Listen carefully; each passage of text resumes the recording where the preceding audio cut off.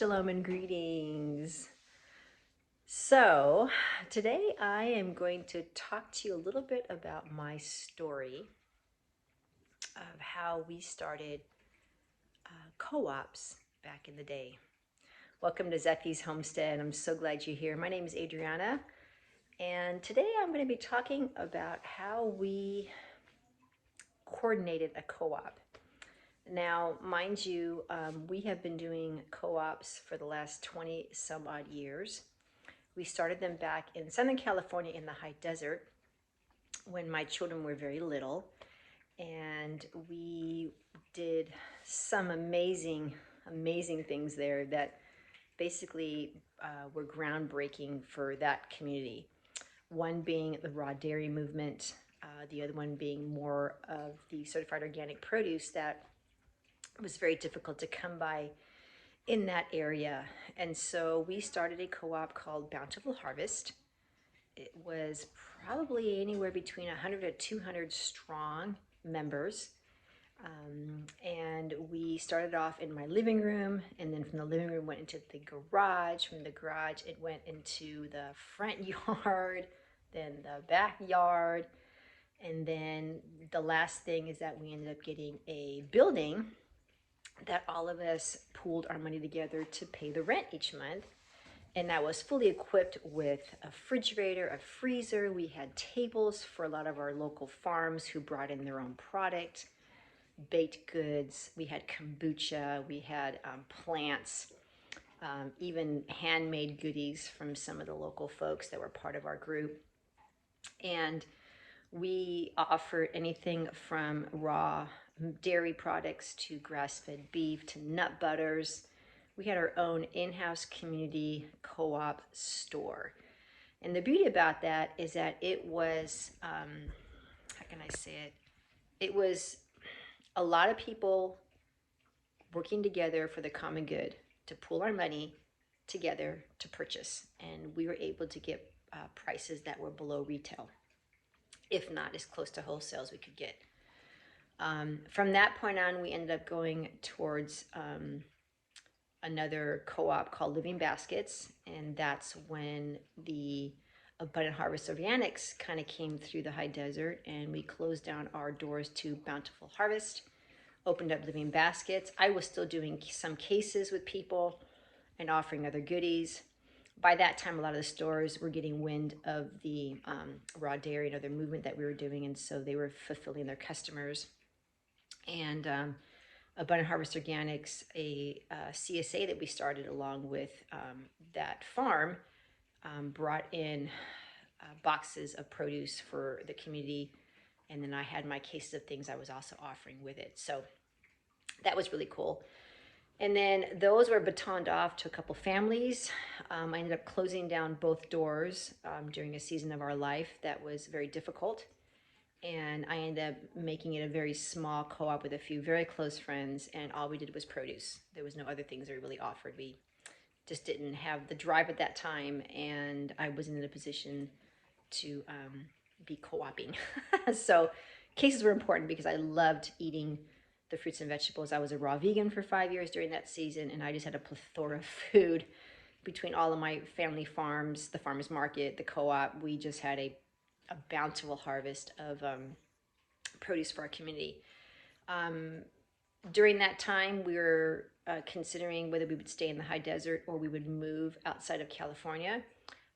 Brought us here to North Idaho, and currently in North Idaho, we had started one called New Beginnings. Had the same kind of a feel with offering things outside of produce like grass-fed beef, more very locally driven, obviously, because in the high desert it's really difficult to have grass-fed all the way through. Here you got the seasons which make the land quite plentiful for the animals to eat.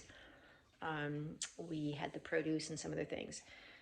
Currently, we are doing something called Zephy's Homestead, which is a co-op farm stand that will be shared here shortly. And that is currently, as of right now, that I'm running on my own with a few members. We are about 75 strong. Not everybody orders, but membership is about 75. and we meet in a local private area that's membership driven only. Everything that we offer is on the website, but I service through another platform to notify my members of what's being available, when pickup is, and just all the good information there. And so fast forward to, so just to say that on a back note, we've been doing this for a long time. This is nothing new. It is quite different in North Idaho than it is in Southern California, for multiple reasons. And one of them big, really, that the high desert was not doing is that everybody here pretty much grows their own food. Everybody has animals, they're farmers, they're well grounded into the land, and organic produce is making its name. But locally grown food honestly is the best. And when we grow our own feed here as well, we're going to soon be adding some farm animals on tote to get milk. I'm not too sure what direction I'm going as of yet, but that is on the radar. We do have chickens and potentially one day having quail again. And so the produce here in the short seasons that we have to grow, very much different than Southern California. Co-op is a beautiful addition because it supplements on the seasons that we can't grow, hence winter, which we're in right now. Although the sun is shining gorgeously outside, and so it doesn't even feel like really winter. It feels like spring is coming on board rather quickly, but I'm not deceived because I know it's not here yet. So we had this season where it's short lived to grow, and so the long seasons of winter enable us to get all of our certified organic produce the same at the grocery store that we have, but just for quite less. I do offer at some of the farm stands, but soon with the farm stand coming on board for Zephy's Homestead, I'll be able to offer cases of produce to the community that are part of our group, and then also have it be a pickup location for our members. So that's really exciting. And one of the reasons I have chosen to do a Give Butter donation funding program is because I just don't have the funds to do it. I'm just being straight up raw honest here in this vlog. There's no money. Co-op does not make me an income. I tag on a little bit from my time, but that's enough to put gas in my car. I'm calling on the phone a lot, that's a bill.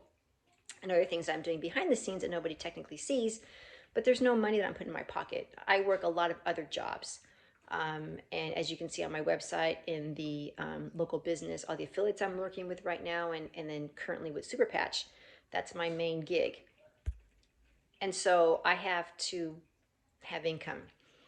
And so the fundraiser is a beautiful way of allowing the community, members and non, to just contribute into something that is a vision for this area and something that I really am passionate about, which is farming, homesteading, getting your own food, growing your own food, co-ops, so forth. Obviously, health and wellness is a big part of it as well. And so I encourage you to look at the Give Butter funding. I'll put the link here in my little description. And if you feel at all impressed, led, driven to send a donation our way, it's going to totally be put to good use. I'm going to be showing people where the shed farm stand is going to be at, whether my husband builds one from the ground up or we purchase the one that's on the internet right now, currently on Give Butter. It's coming 2025 in the spring. I see it, I believe it, I feel it within. That gratitude feeling of giddiness, of excitement that a child gets when they open up a present, right? And so co-oping, we've been doing this for a long time. We know the game, we know how it works, and I've been blessed with a huge, wonderful community up here, including all the accounts that I have, favor from the Father of putting all these little pieces together from years back, and how it just kind of rolled into North Idaho from Southern California. It's just so cool. It just hasn't stopped. And obviously too, not obviously, but the neat thing too is that we've batoned off a lot of co-ops back in the California days and even here. So it's neat to see other communities getting started with doing something like this to be able to serve their own communities. And everybody needs food. Everybody needs quality, healthy food that they can trust the person that is providing it. They can trust the farmer because they know it's being screened through me. Everything that we eat on our plate comes from co-op, the majority of it. And it's also what I'm offering our community as in members. So I'm not going behind closed doors and finding something else and giving you guys, whatever. It's all in the same. We're currently looking at getting some wild caught salmon, which is really so good, especially this time of the year. The grass-fed beef is coming locally from North Idaho and also in Montana. And the produce is certified organic, the same stuff you get at the grocery store. So, and exceptionally fresh.